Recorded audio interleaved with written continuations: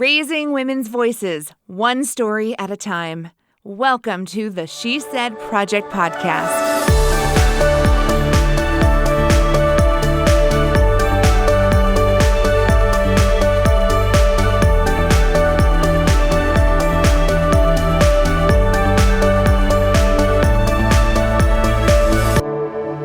Hello and welcome to the very first episode of the She Said Project podcast. I am your host, Jeanette Jerzyk, National Director of the She Said Project. And I'm Kerry Rossow, co-founder of the She Said Project.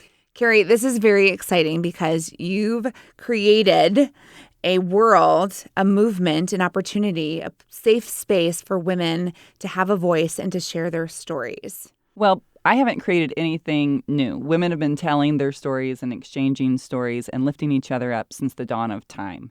We just put a microphone in front of them. And why is it so important? Well, it's a huge relief to tell our stories. You know, one, if we're carrying it around and then eventually you just have to blurt it out and then you think, wow, that wasn't such a big deal after all. Or it's the Me Too moments. Yes. You say, and I don't mean that just in the assault arena, the Me Too moment of nodding your head or belly laughing or connecting to other people. And at the end of the day, knowing that we are not alone, that there's someone out there who has the same weird story of, you know, something that happened to you or that shares a trauma or shares a success. But it's all about, at the end of the day, we just want to connect to each other. We just want to connect. I thoroughly agree. One of the ways that we create those opportunities at the She Said Project is through live storytelling events called That's What She Said, which has been going on in the Champaign-Urbana community for over 5 years now. That must be very exciting. Well, it is, because when the show started, we wanted to put everyday women. We didn't want slick, polished speakers on the stage. We wanted everyday women to stand up and give just a quick snapshot into their lives. And we always say that telling your story is just as important as hearing someone's story.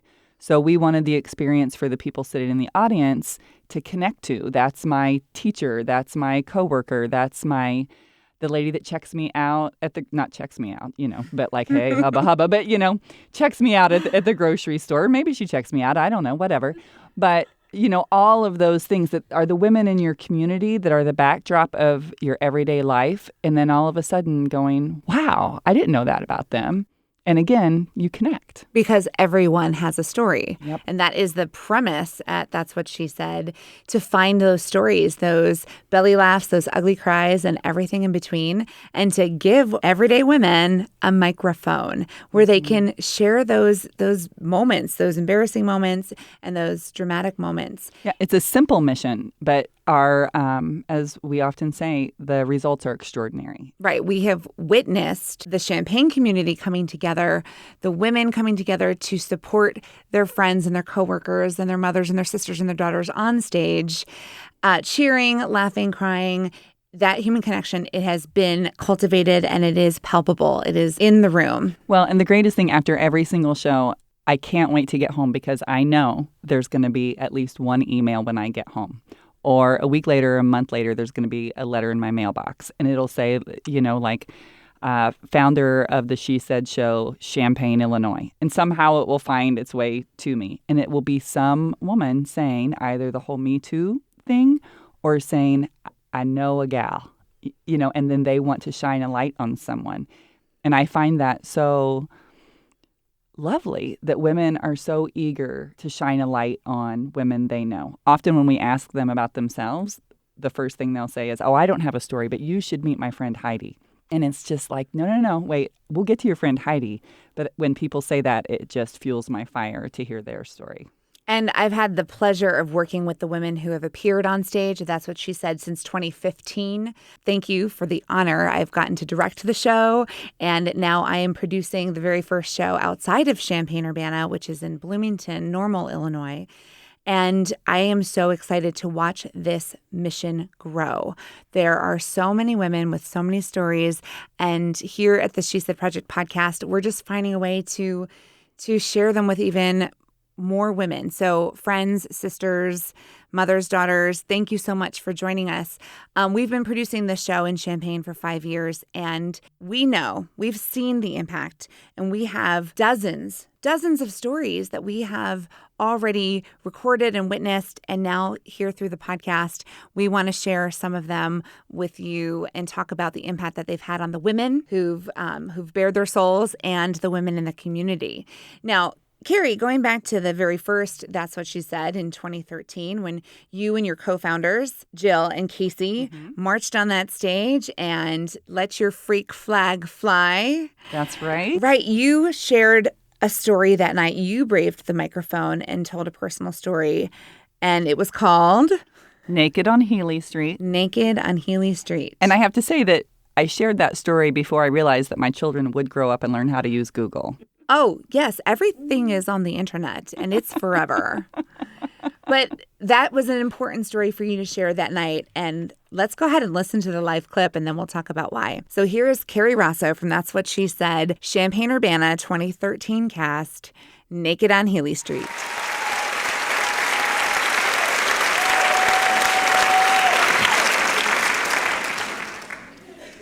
My name is Kerry, and I am chronically awkward. I come from a long line of awkward ladies. I have a long history of awkward moments and bringing shame upon my family.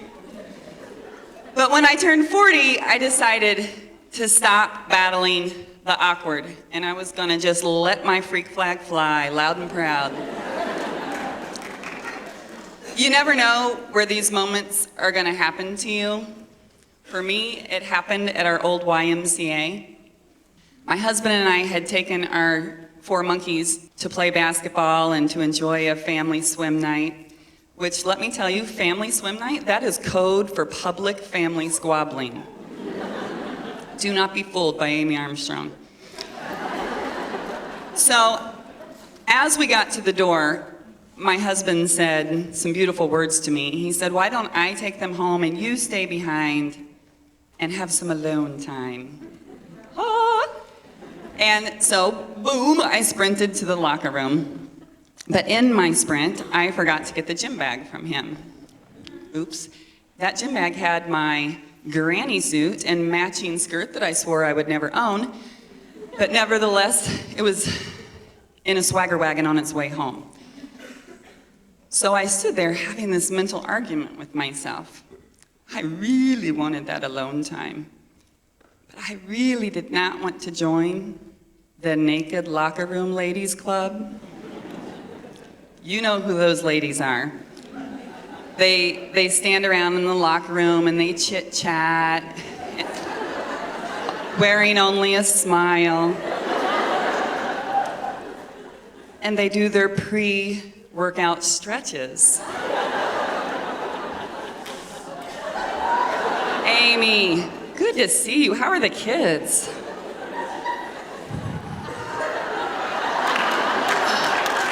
Mrs. Stevens, how are you? Wow. No, I did not want to join that club. But I threw caution to the wind and my clothes, and I got in that hot tub. And it was so relaxing. It was awesome for 39 seconds. Creak.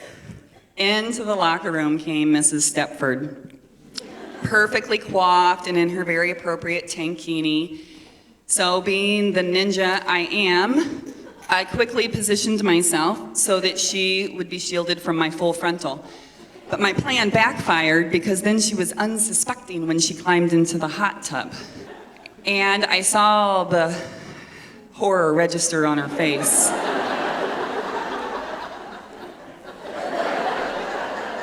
So we both stared at the walls for answer. She lasted about 9 seconds and she bolted. But she did not warn Miss 19-year-old hard-body swimmer trainer type that was coming in. So unsuspecting, in came Miss Hardbody. She did not have the courtesy that Mrs. Stepford had had. Youth, kids today. Her eyes locked right on my 36 longs.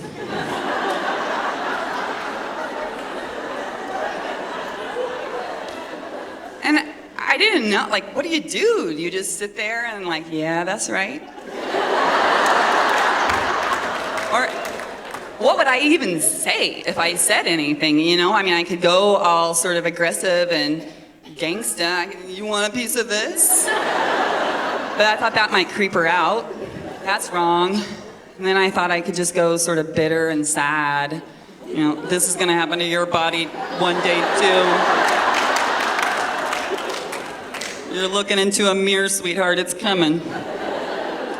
But I didn't have to make a decision, thankfully, because, well, thankfully, I heard it again. Creak!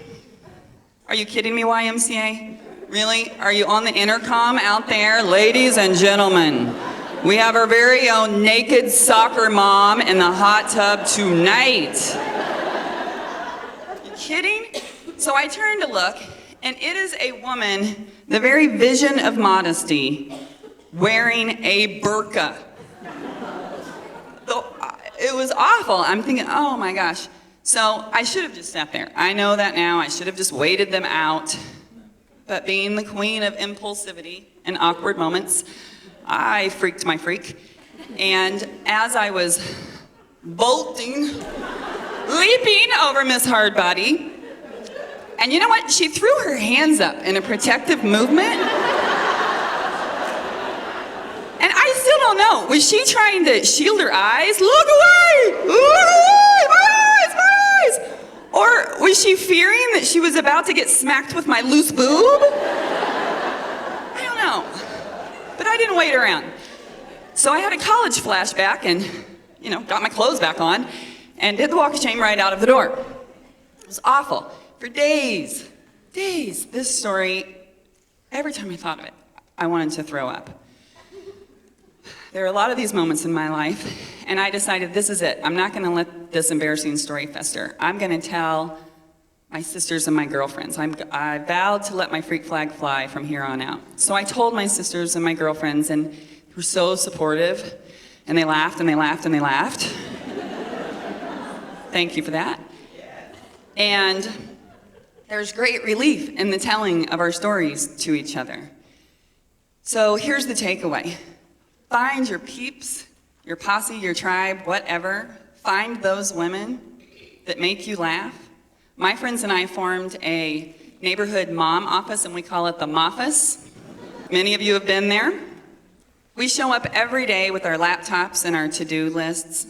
Some days we work in silence, barring Yas's tooting. And some days we dance to 80s music, and some days we prank the people who had the nerve to not show up that day. But every day we laugh. And last year, I made a bold statement in that Moffice to my Moffice mates. I was working on a big project, and I said, that thing happens, I am going to run naked down Healy Street. And yeah, that's right. Of course, that thing had happened. And my Moffice mates held me to my word. They are so kind that way, but I'm gonna fly my freak flag. So on a cold January morning, with snow on the ground, my friends lined Healy Street with their swagger wagons, and I dropped my parka, and I took the coldest 20-yard dash of my life.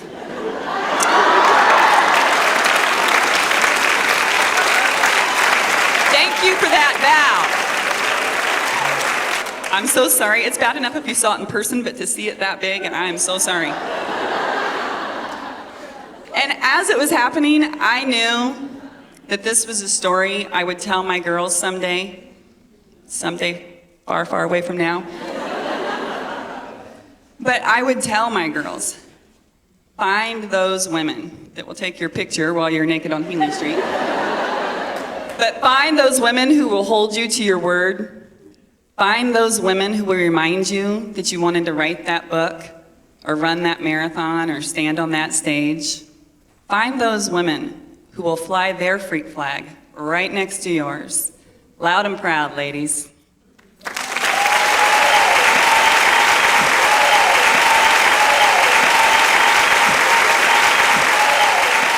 There are so many questions. There's so many moments. Yes. Find your people. Yes. So what it is for you might not be that you are taking a freezing cold 20-yard dash when you're naked snaky.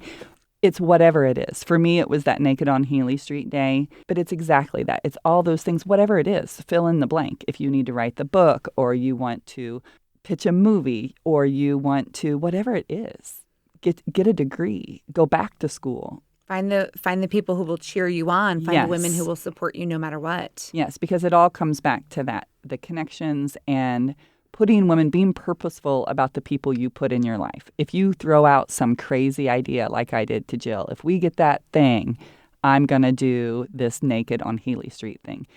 And Jill didn't say, well, did you think that through? Have you written a business plan? Have you this? No, she was like, I'm calling our people and I'm charging my phone and camera battery. You know, she was the first person to say, we're going to do this. She allowed you to be vulnerable. She Yes. gave you permission to be just a little bit crazy. Well, she held me to it. You know, Yeah. so when that thing happened, it wasn't just like silently passing by. She held me to it and said, so remember that thing you said you would do if this happened? Well, here we are. She kept you to your word. Yes. So it's important to have those people in your life. It is. So when my kids did eventually Google my name and these kinds of things came up and we had, you know, once I got past the shame of, and they had to pour bleach in their eyes after seeing a photo of their mom leaping into the air on a snowy day. Once we got past those things, then we could talk about be daring, be bold. And that's different for everyone. You know, it isn't going to be the same. Hopefully my kiddos aren't going to be naked on Healy Street. But if they were, you would be chickens supportive. have come home to roost. It's payback. But hopefully they will know to live boldly. And then also it was important to me, and it's still important to me, to show my kiddos that I have hopes and dreams and that I work toward things and that I participate in many things that are outside of the four walls we live in. And that there are some things that I share with them and some things that I won't. Well, some things I didn't want to share with them, and then apparently I did. But showing them that I am a whole, full person. And then for my daughters, especially in this culture that shows so much of the negative stereotype of women, women being catty, women tearing each other down, that being competitive is a bad thing, to show them that I have these women in my life who build me up and who are the first people that I like whisper and like a little dream that I have. And then they shout that dream back at me and encourage me to do it. That is what I wanted my girls to see. And I want them to then go out and be purposeful about the women they put in their lives. And I think at the very beginning of this whole process, you made it crystal clear that you were going to leap and hope that that net appeared. Like you've said that's part of your mantra, leap and the net will appear. And that has been an inspiration in my life. And in each of those women who followed you onto the stage that night, they didn't know what to expect. They didn't know that the community would cheer them on and come to support them. And they took a leap of faith, and it was a beautiful event. Well, and one of the things that has sort of come full circle, one of the other things we talk about is giving yourself permission to rewrite your script. So as far as the She Said project, all of the things started happening. Like every dream I had and every hope I had for the project, it was all coming true. And it was coming true at a time when my kiddos were becoming teenagers. And all of a sudden I realized this is going by so quickly. And then it was this weird moment of I can't take advantage and enjoy all of those dreams right now. You know, it's the thing of you can have it all, but maybe not all at the same time. But maybe you can, whatever. It's different for everyone. But for me, I couldn't. And I think that looking back, I realized what a gift it was when I had to say, I got to go. I got to leave the party because I don't want to I'll be sad to miss this party, but I want to go and be sitting at a soccer game watching my kiddos. I don't want to miss that. If I have to miss something, that's not going to be it. And the beauty of you stepping in and saying, I got you, girl. You go on to that soccer game because I'm going to grow this in every way that you could dream.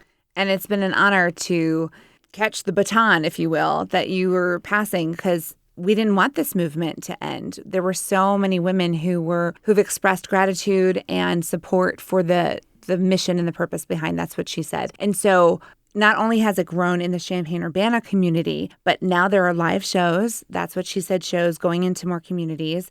We built an empowerment program for teen girls called That's What Teens Say with our very fabulous partner, Erin Tarr at Be the Benchmark. We are launching this podcast to share stories with even more women. We're building the She Said Project, where we run a shoe drive annually at the Illinois Marathon weekend, but also at each and every live event. And we're partnered with Share Your Souls Foundation in Chicago to distribute shoes, gently worn shoes, to women and children in impoverished communities across the globe. Like, we are figuring out ways to take the mission of exchanging stories to a whole new level. And it's all because of your vision and this one moment where we said, let's take a chance. Well, the leap in the net will appear. You know, Jill and Casey and I, none of us, we didn't have theater experience. The only thing we had to offer was our passion, and we were earnest, and we loved women and wanted to tell stories and give that to each other and give that to our girls in the community we were in, everyone around us. We keep saying that like we were like the Three Stooges. We just kept going because nobody ever stopped us. You know, we would go to the theater, we want to do this, and they would say, okay. And then we'd go to a graphic designer, we need this, and she'd say, okay. We just kept going because so many people said yes. And that is remarkable. There are so many dreams that women have that they don't even ask that question. They've already said no in their brains, and all they had to do was ask. And as you know, I teach improv theater workshops, and I work with all the women who get to perform on stage, and that's what she said. And the very first exercise we do in every rehearsal is the first rule of improv. Yes, and that is about shutting down that default reaction to say no all the time, because the world is beautiful when you just say yes. And it applies everywhere, you know, in parenting. And let me tell you that that's a struggle to say yes and when my default is immediately like, no, you'll hurt yourself. You'll poke your eye out, kid. It's your factory default setting. Yes, and you can do that when you're 30. Oh, I like that. Yes, and I will think about it is the one that comes out of my mouth the most. My daughter's figured me out. Whenever I say the words, I'll think about it. She's just turned 7 yesterday. She looks at me and goes, Mom, I know that means no. They cracked your code. They did, actually. It's kind of embarrassing, but it's true. This is our first episode of the She Said Project podcast, and we want to welcome and thank all of the women in the Champaign-Urbana community for tuning in and listening and helping us build and grow this mission of women supporting women through the power of storytelling. We want to welcome the women in Bloomington, Normal, Illinois, and Peoria, Illinois, and Chicago, Illinois, and Seattle, and Pasadena and Los Angeles and Tallahassee and Wichita and Wilmington, North Carolina and Boston and all the communities that are now going to have access to the vault of She Said stories and that can learn more about bringing That's What She Said to their community in a number of ways. We have a ton of wonderful, useful information on our website, shesaidproject.com, where you can learn how to launch a live event, a live That's What She Said show in your community, get involved, support the mission of women supporting women. So, Kerry, congratulations. It's an honor to work with you. Thank you, Jeanette, for taking this and realizing that women's stories, it's universal. It isn't just here. Everywhere women have a story. And if we can connect all of those stories and have just one person belly laugh or nod along or say, me too, and that we can make those connections. Thank you for making that happen. And thank you for being the inspiration. And thank you, friends, for joining us. This is the first ever She Said Project podcast. We hope you enjoyed it, and you'll tune in again next week. Thank you, She Said sisters.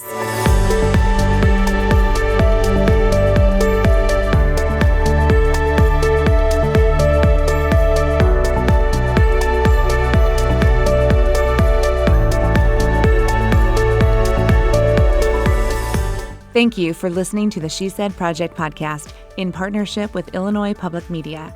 All materials contained in the podcast are the exclusive property of the She Said Project and That's What She Said, LLC. For more information on our live shows, go to shesaidproject.com. This podcast was presented by Sterling Wealth Management, empowering women to live their best lives. Learn more at sterlingwealthmanagement.com.